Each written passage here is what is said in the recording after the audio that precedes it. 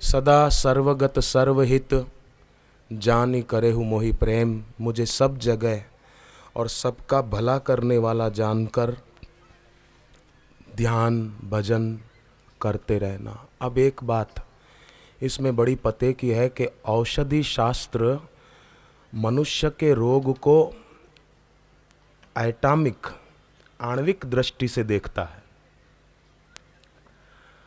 और एक एक रोग से अलग अलग व्यवहार करता है। हर रोग की अलग दवा होती है।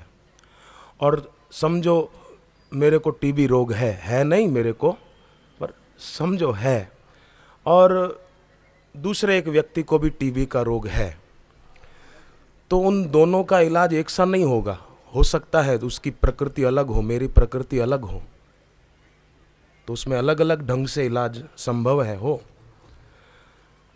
तो औषधि शास्त्र एक एक रोग को आणविक मानता है और जो ध्यान है वो एक एक रोग को नहीं बल्कि मनुष्य के व्यक्तित्व को बीमार मानता है।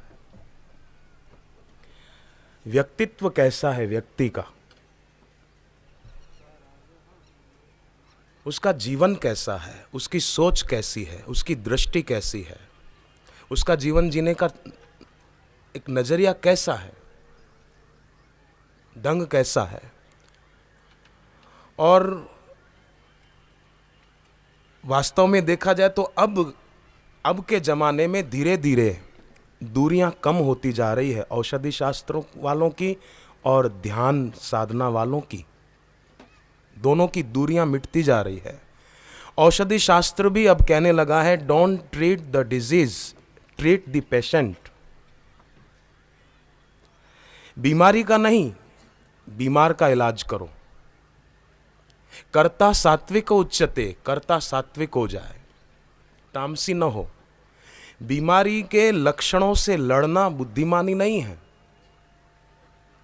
समझो किसी को बुखार आया, उसका शरीर गर्म हो गया, टेम्परेचर बढ़ गया।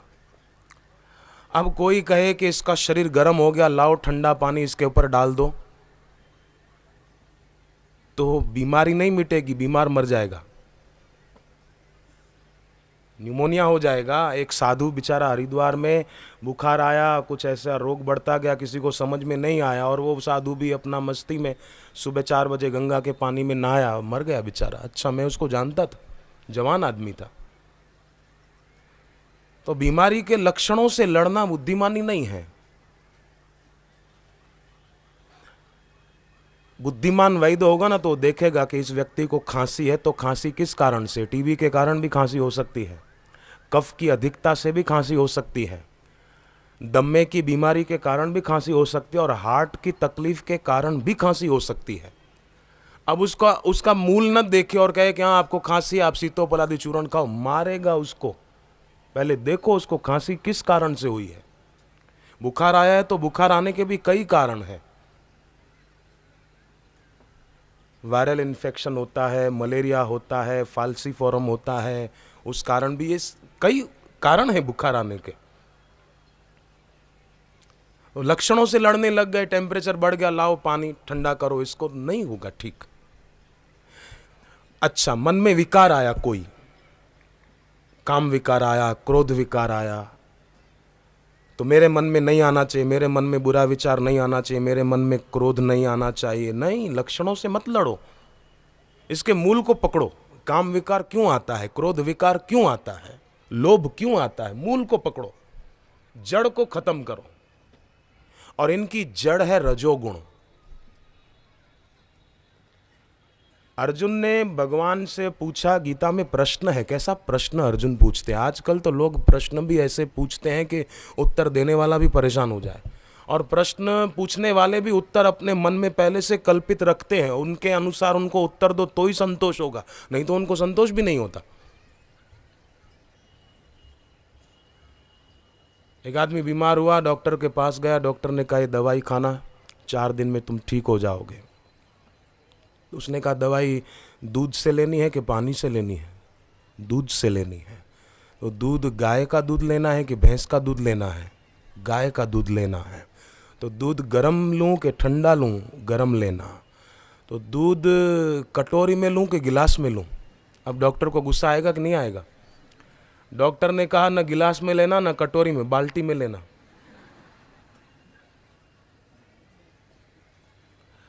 उस आदमी ने कहा बाल्टी में? मेरी भैंस बाल्टी भर के पानी पी जाती, तो मुझे बाल्टी भर के दूध पीना है? बोले नहीं, मरेगा, एक गिलास से ज़्यादा मत पीना, बहुत हो गया इतना। अच्छा ठीक है, तो दूध पूर्व की ओर मुंह करके पीऊँ कि पश्चिम की ओर मुंह करके? डॉक्टर भी थोड़े विनोदी स्वभाव के भी थे, बोले आपकी श्रीमती जी जिस तरफ बैठी हो ना, उनके तरफ देखते देखते पीना, जल्दी ठीक हो जाओगे।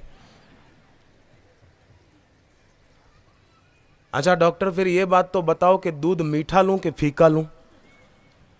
डॉक्टर ने उठाया डंडा कि तू यहां से जाता है कि नहीं जाता? बोले आपकी फीस? डॉक्टर ने कहा मैं तेरे को फीस देता हूं, तू यहां से जा। डॉक्टर ने उसको 20 रुपए दिए, बाहर ले गया, हाथ पकड़ के रिक्शा वाले को बुलाया कि इसको ले जाए यहाँ से। रिक्शा में बिठाया, डॉक्टर आए अंदर, पसीना पोंछते हुए बैठे, इतने में वो फिर आया। अब क्यों आए? वो बोला कि डॉक्टर रिक्शा वाले को 2 में से कौन सी नोट दूं? आपने 10-10 की 2 दी, ये दूं कि ये दूं? कैसे प्रश्न पूछते हैं। पर अर्जुन प्रश्न पूछता है कि भगवान एक बात बताइए कि आदमी की इच्छा नहीं होती फिर भी उसके मन में विकार क्यों आता है? काम क्रोध नहीं होती इच्छा, कोई नहीं चाहता मेरे को क्रोध आए, मेरे मन में वासना का विचार आए, कोई नहीं चाहता, फिर भी क्यों आता है? तब भगवान ने कहा इसका मूल रजोगुण है। काम विकार का, क्रोध विकार का बाप रजोगुण है, ये रजोगुण से पैदा होता है। काम एष क्रोध एष रजोगुण समुद्भव महाशनो महापापमा विदेन मही वैरिणम। ये आदमी के शत्रु हैं और रजोगुण के कारण ये पैदा होते हैं। तो ध्यान दें, मैं जो बात कहना चाहता हूँ, निवेदन आपके चरणों में करना चाहता हूँ कि औषधि शास्त्र वो व्यक्ति की बीमारियों को ऊपर से पकड़ता है और ध्यान का शास्त्र गहराई से पकड़ता है। इसे यूँ कहें कि औषधि इंसान को ऊपर से ठीक करने की चेष्टा करती है, बाहर से, और ध्यान मनुष्य को भीतर से स्वस्थ करने की चेष्टा करता है। इसीलिए हम प्रार्थना में बोलते हैं ध्यान मूलम गुरोर मूर्ति। गुरु की मूर्ति ध्यान का मूल है। सदगुरु का ध्यान करने से उनकी शक्ति, उनका आशीर्वाद जो बरस रहा है वो हम झेलने के पात्र बन जाते हैं। बिजली तो है, पर होल्डर में बल्ब अगर आप 0 का डालेंगे तो उतना प्रकाश होगा, 100 का गोला लगाओगे तो उतना प्रकाश होगा, 200 का बल्ब लगाओगे तो उतना प्रकाश होगा। हमारी श्रद्धा कितनी है, हमारी तत्परता कितनी है, ये उस पर आधार रखता है। आचार्य विनोबा भावे के एक शिष्य थे, उनका नाम था वल्लभ भाई। वो बीमार हो गए, उनका पेट खराब हो गया और कई दवाइयां कराने पर भी उनका पेट ठीक नहीं हो रहा था, पाचन तंत्र एकदम बिगड़ गया था। पर एक बार वो अचानक जब ठीक हो गए कुछ महीनों के बाद, तो उनसे किसी ने पूछा कि आप कैसे ठीक हुए? एलोपैथी से, नेचुरोपैथी से, होम्योपैथी से, आप कैसे ठीक हुए? उन्होंने कहा न मैं एलोपैथी से ठीक हुआ हूं, न नेचुरोपैथी से, न होम्योपैथी से, मैं ठीक हुआ हूं विनोबापैथी से। बोले विनोबापैथी मतलब? बोले विनोबापैथी मतलब मेरे गुरुदेव हैं आचार्य विनोबा जी, वो जैसा कहते हैं ऐसा मैं करता हूं। वो जैसा खान पान विषयक बातें बताते हैं, नियम बताते हैं, वो मैं नियम पालता हूं। बस उस विनोबापैथी से मैं ठीक हो गया, एलोपैथी से मैं ठीक नहीं हुआ, होम्योपैथी से मैं ठीक नहीं हुआ। मैं ध्यान करता हूं रोज उनका, और मैं उनके बताए मार्ग पर चलता हूं, बस उससे मुझे लाभ ही लाभ हुआ है। तो ध्यान कैसे करें? ध्यान मतलब क्या? हमारे शास्त्र कहते हैं ध्यानम निर्विषयम मनः। मन में कोई विषय न रहे, कोई वस्तु न रहे, विषय वस्तु रहितता, उसका नाम है ध्यान। बाकी तो तंद्रा है, मनोराज है, उससे बचना है। निर्विचार चेतना का नाम ध्यान है, और निर्विचार होने के लिए विचारों के प्रति जागरण जरूरी है। जागना, खोना नहीं, सोना नहीं, जागना, देखना। संघर्ष नहीं करना कि मेरे मन में बुरे विचार आते हैं, इन बुरे विचारों को दूर कैसे करूं। नहीं, संघर्ष करोगे अगर तो ध्यान में, जप में सफलता नहीं मिलेगी। अगर ध्यान में आगे बढ़ना है, साधना में आगे बढ़ना है, तो मन में उठने वाले विचारों के साथ संघर्ष न करके उनको देखो और उनको मूल्य मत दो कि ये बुरा विचार है, ये बुरा है, ये अच्छा विचार है। मूल्य ही मत दो। उनको मूल्य देने से वो सिर पे चढ़ जाएंगे। देखो देखो, ये विचार मात्र है, मैं इसको देखने वाला हूं। नहीं तो अगर सोचोगे कि मेरे मन में नहीं आए, दमन करने जाओगे तो फिर काम नहीं बनेगा, शक्ति खर्च होगी दमन करने में। दमन करना मन के विचारों का, ये समझो बैलगाड़ी से आकाश की यात्रा करने की बात सोचना है। बैलगाड़ी के द्वारा धरती पर ही यात्रा हो सकेगी और बहुत धीरे धीरे यात्रा होगी, परंतु देखना, मन के विचारों के प्रति सजाग रहना, ये समझो विमान की यात्रा है। ध्यान के आकाश में विमान की यात्रा है, जागना। इसलिए हमारे देश के संतों ने कहा है, उठो मानव आंख खोलो, सो चुके हो अब न सोना। मिल रहा है वही हमको जो कि पहले से किया है, उसी का फल सामने है, शुभाशुभ जैसा किया है। बीज अनुचित कर्म के यदि बो चुके हो अब न बोना। तो बहुत बड़ा कल्याण का साधन है ध्यान। गीता का 6वां अध्याय ध्यान योग के नाम से जाना जाता है। शुचौ देशे प्रतिष्ठाप्य स्थिरम आसनमात्मनः। पवित्र देश में बैठो, माने पवित्र जगह पर बैठो। आप जहां घर पे ध्यान करने बैठो ना, सुबह जप करने, पूजा करने बैठो, वो जगह साफ सुथरी होनी चाहिए। ऐसा नहीं कि कल की अगरबत्ती की जली हुई राख पड़ी है, दिया जलाया था उसका थोड़ा घी ढुल गया है और माचिस की आधी दिया सलाई वहां पड़ी है।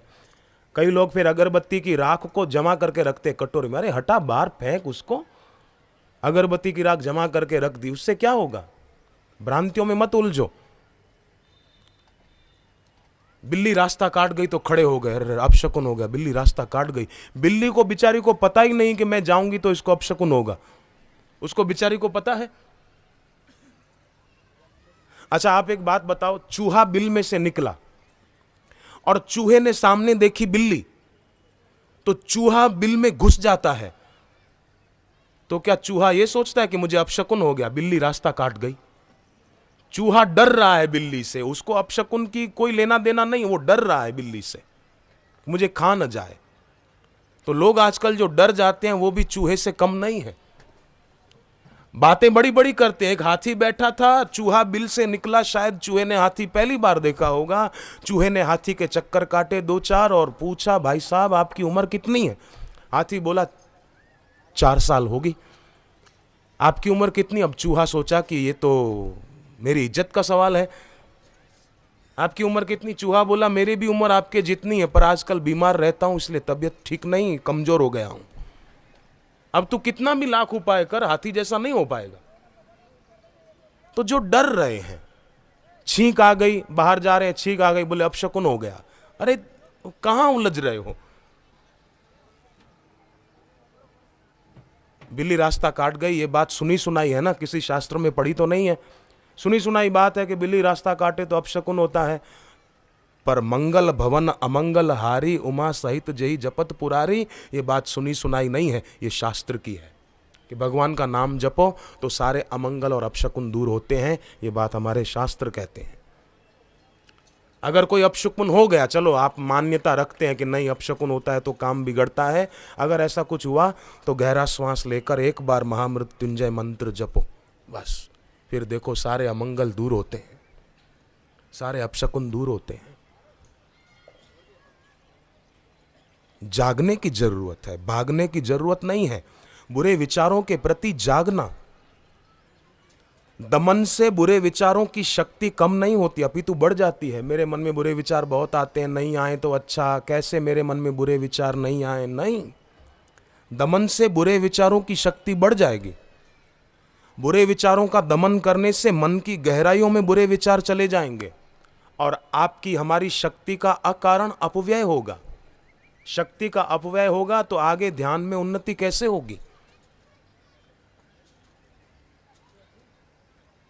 जागना है बस, भागना नहीं है। लोग भागने की सोचते हैं कि यहां मन नहीं लगता मैं वहां जाऊं। स्थान बदलने से कुछ नहीं होगा, स्थिति बदलने से होगा। तो अपनी स्थिति बदलें। स्थिति बदलेगी जिनकी स्थिति उच्च है, ऐसे गुरु का ध्यान करने से, ऐसे गुरु के सत्संग को सुनने से, मनन करने से अपनी स्थिति में परिवर्तन आएगा। आजकल स्कूलों और कॉलेजों में भी देखो ना, परिवर्तन कहां करते हैं। पानीपत की लड़ाई किसने लड़ी थी? शिक्षक ने पूछा विद्यार्थी को, विद्यार्थी ने कहा मुझे नहीं पता, मैंने नहीं लड़ी।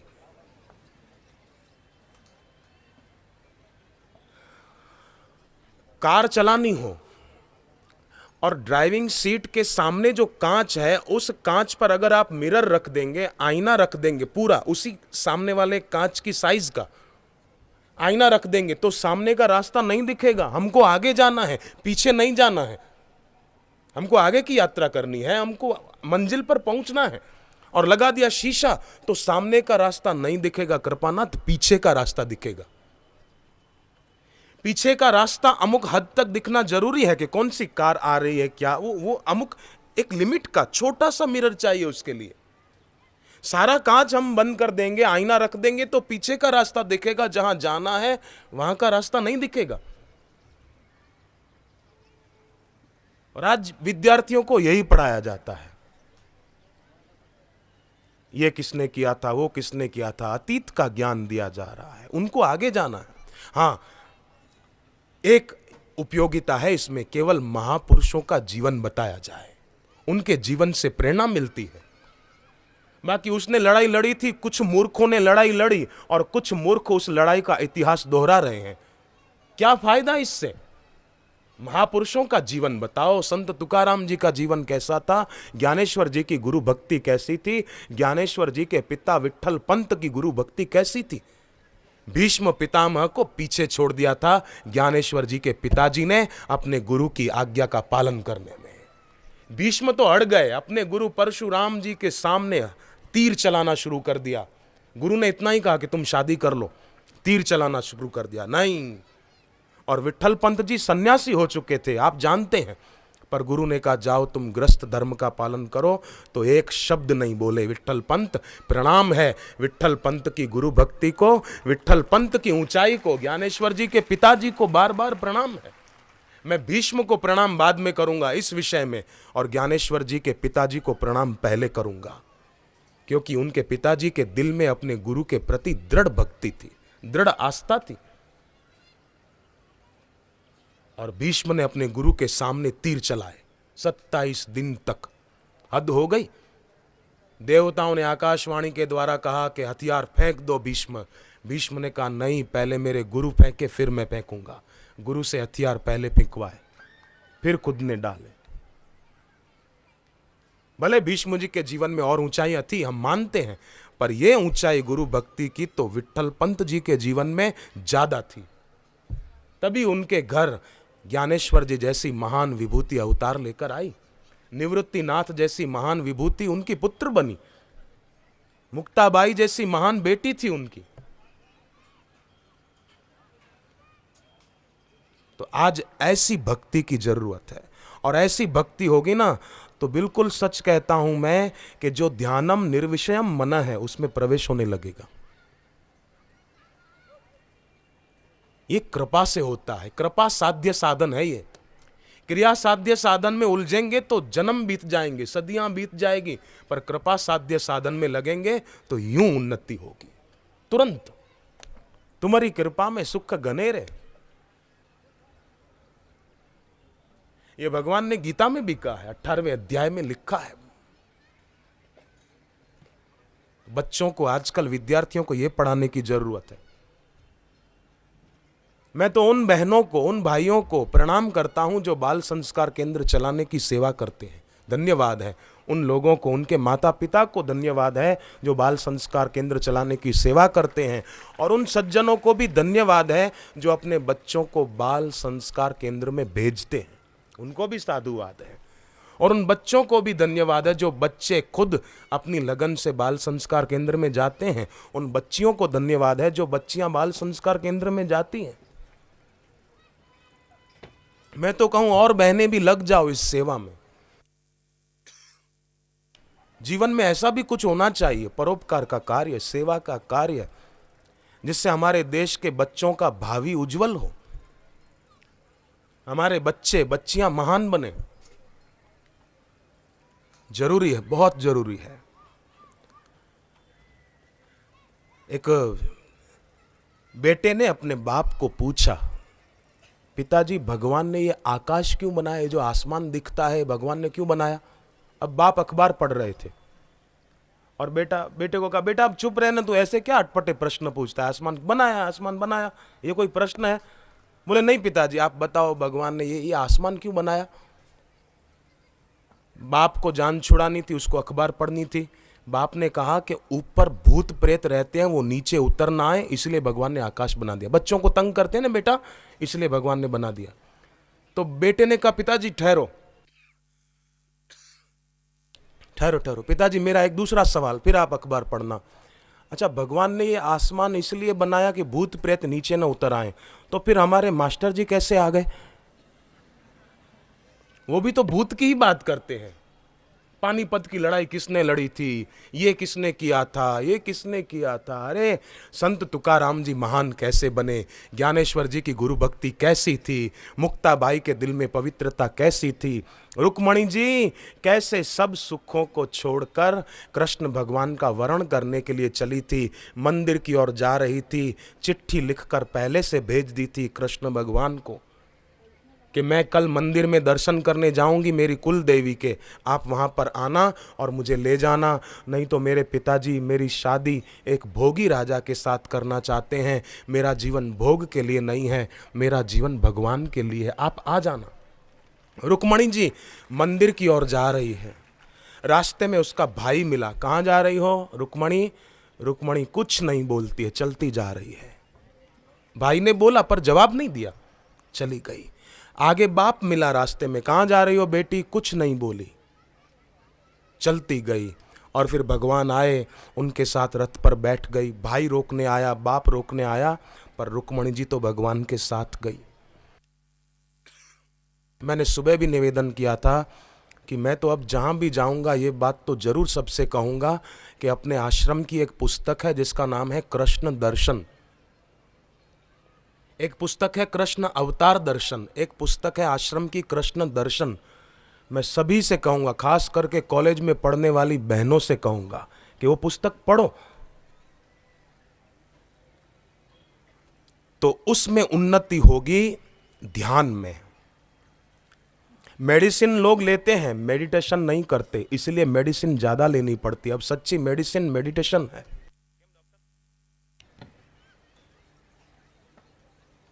तो ज्यादा बाहर की दवाइयां नहीं लेनी पड़ेगी। ध्यान बहुत जरूरी है आज के जमाने में। रोज थोड़ी देर नियम ले लो, हम ध्यान में बैठेंगे, कुछ भी हो जाए। शुरुआत में आलंबन लेना पड़ेगा, फिर आलंबन लेने की जरूरत नहीं है। ओमकार का दीर्घ प्रणवम उच्चार्यम मनोराज्य विलीयते, फिर इसकी भी जरूरत नहीं पड़ेगी। ज्यों ज्यों ऊंचाई प्राप्त होती जाएगी, ज्यों ज्यों हम उन्नत होते जाएंगे, ज्यों ज्यों हम अपनी मैं को हटाते जाएंगे। देखो, बुरे भावों के प्राणों का केंद्र अहंकार है। मेरे को बुरे विचार आते, मेरे को मैं को हटा दो ना, मैं नहीं रहा तो बुरे विचार भी कहां रहे। आप सोचो जरा।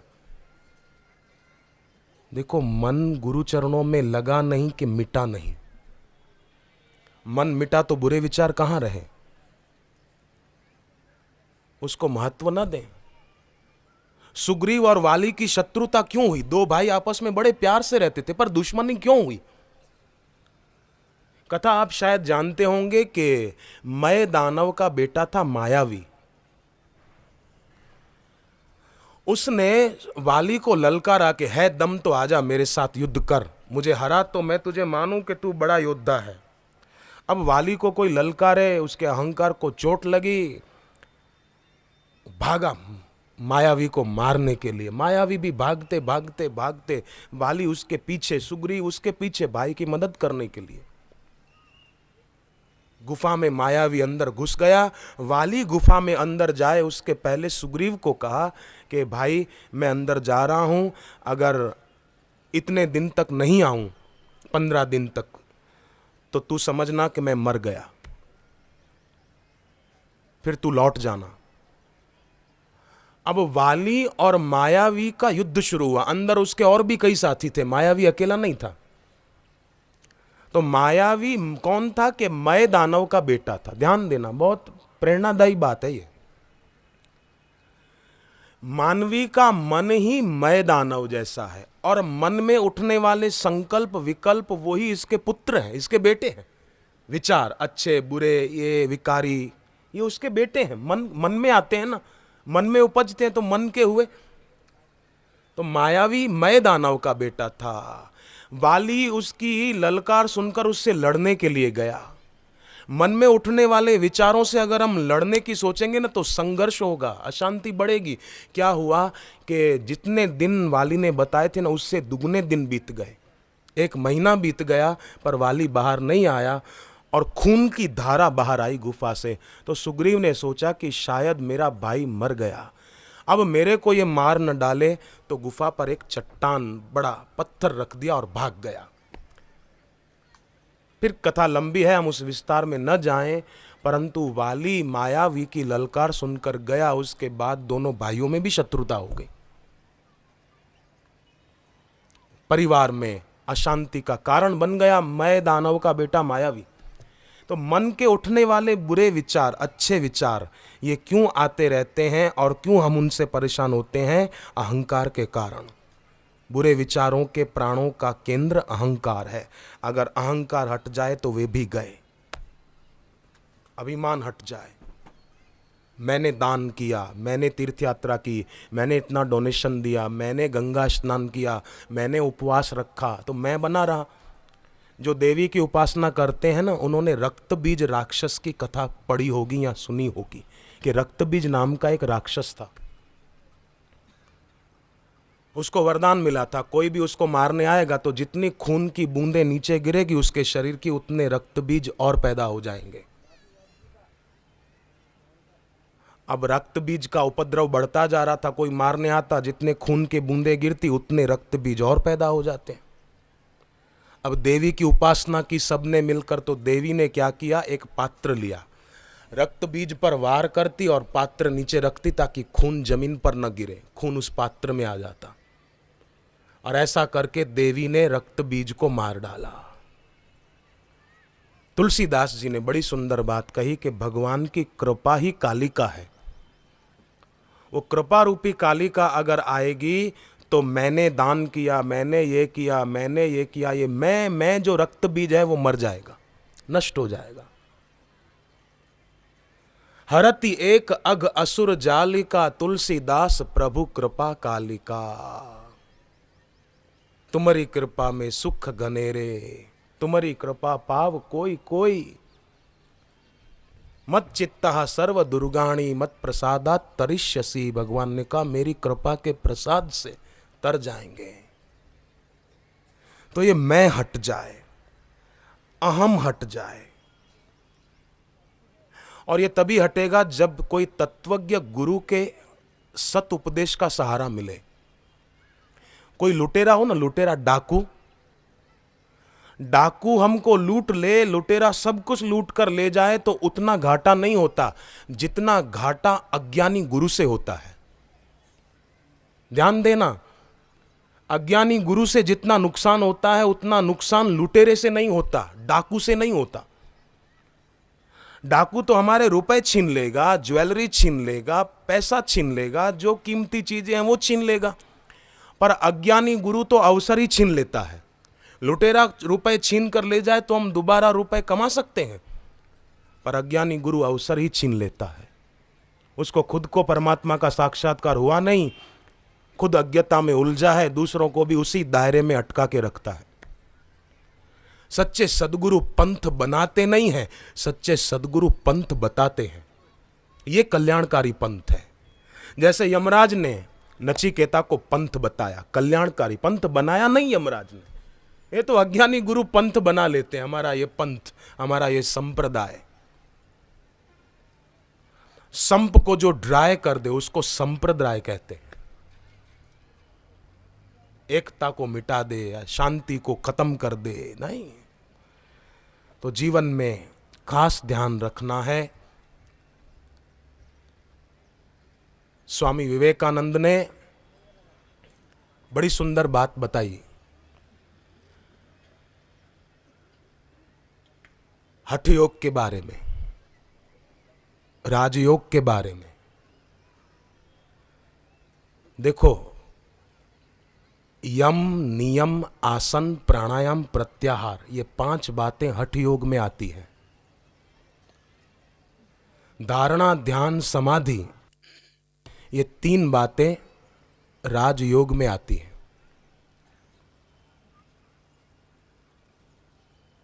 दृष्टि दृश्य पर न रहे, दृष्टि दृष्टा पर आ जाए। दृष्टि दृश्य पर ही रही तो धारणा कहां हुई, ध्यान कहां हुआ, समाधि तो बहुत दूर की बात है।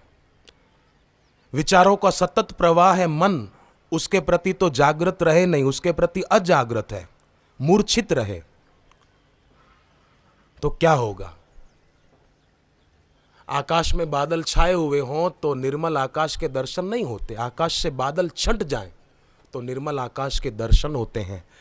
ऐसे ही विचारों से रिक्त चित्ताकाश वो स्वयं की मौलिक स्थिति है।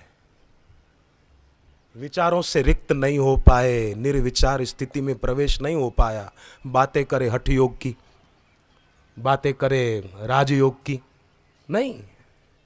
विचारों से रिक्त चित्ताकाश।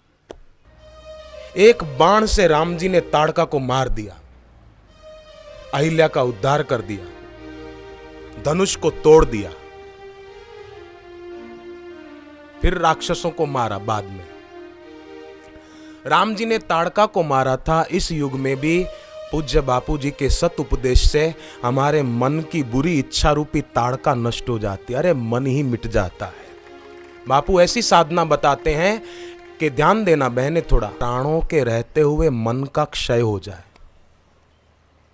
प्राणों का क्षय प्रतिक्षण हो रहा है, एक एक सेकंड हमारे, हम जो श्वास ले रहे हैं आयु कम हो रही है ना, प्राणों का क्षय प्रतिक्षण हो रहा है। पर अगर मन का क्षय नहीं हुआ, प्राणों का क्षय हो जाएगा, मृत्यु आ जाएगी तो दोबारा जन्म लेना पड़ेगा। तो प्राणों के रहते हुए मन का क्षय हो जाए, ऐसी साधना पूज्य बापू बताते। कबीर जी ने कहा ना, मन मरे न माया मरे, मर मर गया शरीर, आशा तृष्णा ना मरी, कह गया दास कबीर। मन ही मिट जाए। देखो भाई, एक सीधी सी बात है, मन संसार का वाहन है और अमन ध्यान का, परमात्मा का, ईश प्राप्ति का अमन। मन करण है, मैं करण नहीं हूं, मैं करता हूं, और मेरी एकता ईश्वर के साथ है, दुनिया के साथ नहीं, भोगों के साथ नहीं।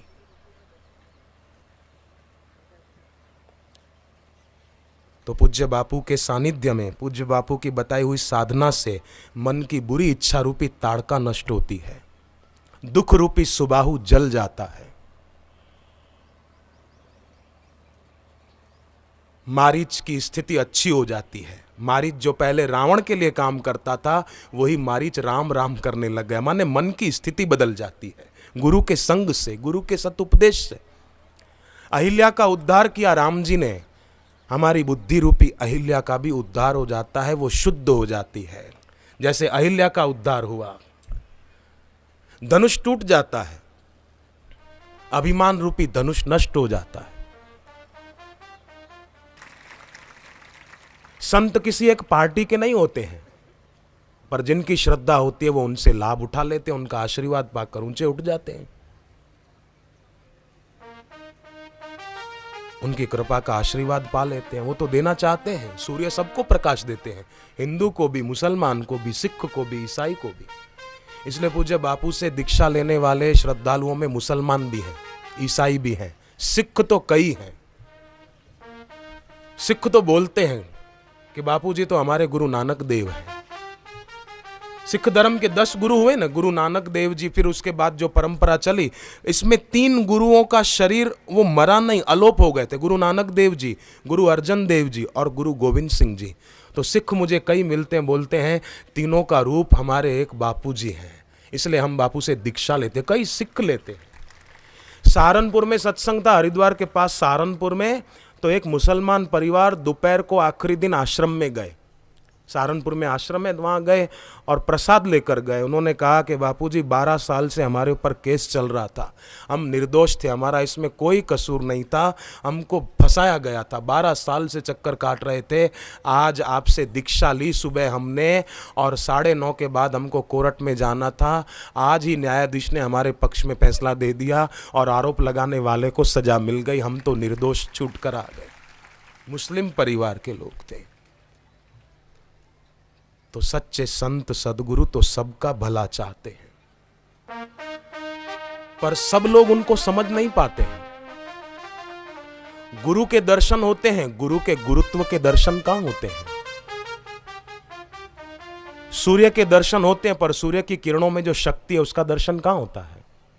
फूल का दर्शन होता है, फूल में जो सुगंध है उसका दर्शन नहीं होता, उसका अनुभव हो सकता है।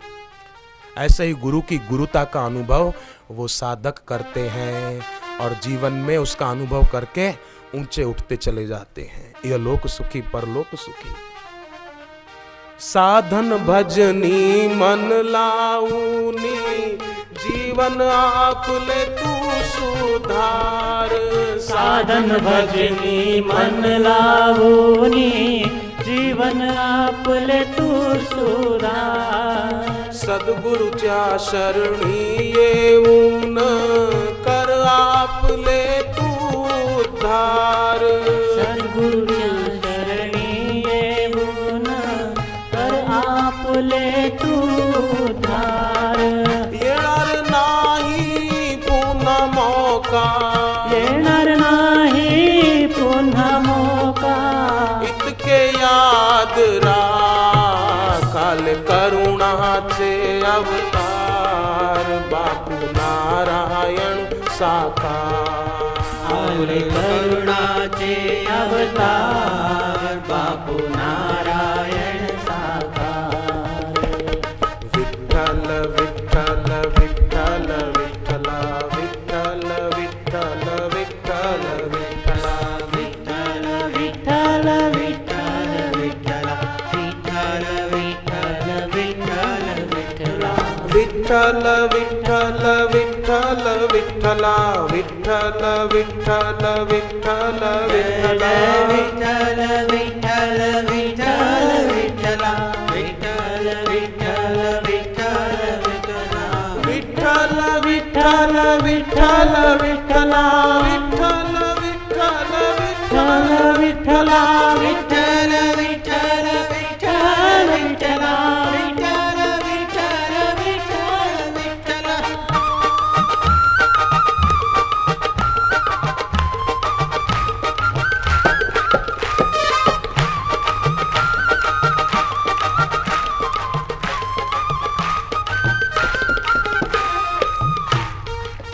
जणू खरोखर मानव आहे, अशी तर लीला करतात। जणू खरोखर मानव आहे, अशी तर लीला करता। करुणेची तर खाणच आहे, रोग शोक भय हरतात। करुणेची तर खाणच आहे, रोग शोक भय हरतात। आले कोणी दिन दुखी अरे, आले कोणी दिल दुखी अरे, त्याला करी निहाल। आले करुणाचे अवतार, बापू नारायण साकार। आले करुणाचे अवतार, बापू नारायण साकार। विठ्ठल विठ्ठल विठ्ठल विठ्ठला, विठ्ठल विठ्ठल विठ्ठल विठ्ठला विठ्ठल विठ्ठल विठ्ठला, विठ्ठल विठ्ठल विठ्ठल विठ्ठला, विठ्ठल विठ्ठल विठ्ठल माला विठ्ठल विठ्ठल विठ्ठल विठ्ठला विठ्ठल विठ्ठल विठ्ठल विठ्ठला विठ्ठल विठ्ठल विठ्ठल विठ्ठला विठ्ठल विठ्ठल विठ्ठल विठ्ठला विठ्ठल विठ्ठल विठ्ठल विठ्ठला विठ्ठल विठ्ठल विठ्ठल विठ्ठला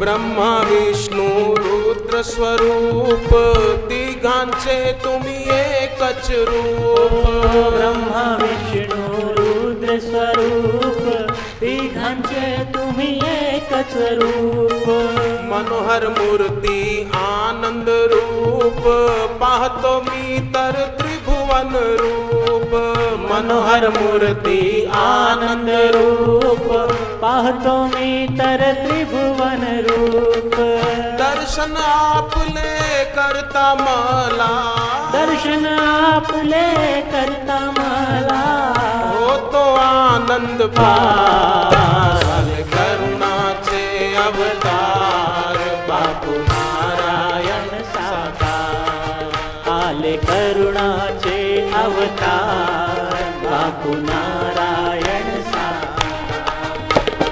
विठ्ठल विठ्ठल विठ्ठल विठ्ठला विठ्ठल विठ्ठल विठ्ठल विठ्ठला विठ्ठल विठ्ठल विठ्ठल विठ्ठला विठ्ठल विठ्ठल विठ्ठल विठ्ठला विठ्ठल विठ्ठल विठ्ठल विठ्ठला विठ्ठल विठ्ठल विठ्ठल विठ्ठला गुरु विठ्ठल विठ्ठल विठ्ठल विठ्ठला विठ्ठल विठ्ठल विठ्ठल विठ्ठला विठ्ठल विठ्ठल विठ्ठल विठ्ठला विठ्ठल विठ्ठल विठ्ठल विठ्ठला विठ्ठल विठ्ठल विठ्ठल विठ्ठला विठ्ठल विठ्ठल विठ्ठल विठ्ठला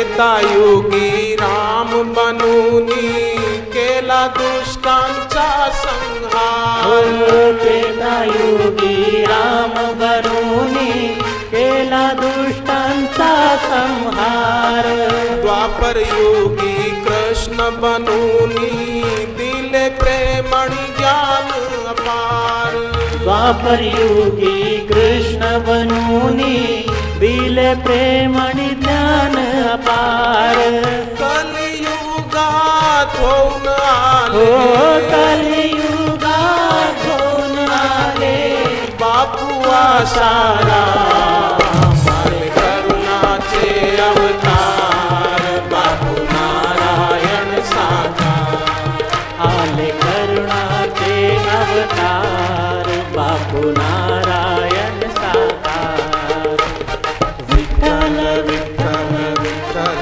विठ्ठला विठ्ठल विठ्ठल विठ्ठल विठ्ठला विठ्ठल विठ्ठल विठ्ठला विठ्ठल विठ्ठल विठ्ठल विठ्ठला विठ्ठल विठ्ठल विठ्ठल विठ्ठला विठ्ठल विठ्ठल विठ्ठल जय जय विठ्ठल विठ्ठल विठ्ठल विठ्ठला विठ्ठल विठ्ठल विठ्ठल विठ्ठल विठ्ठल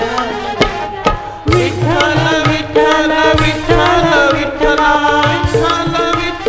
विठ्ठल विठ्ठला विठ्ठल विठ्ठल विठ्ठल विठ्ठला विठ्ठल विठ्ठल विठ्ठल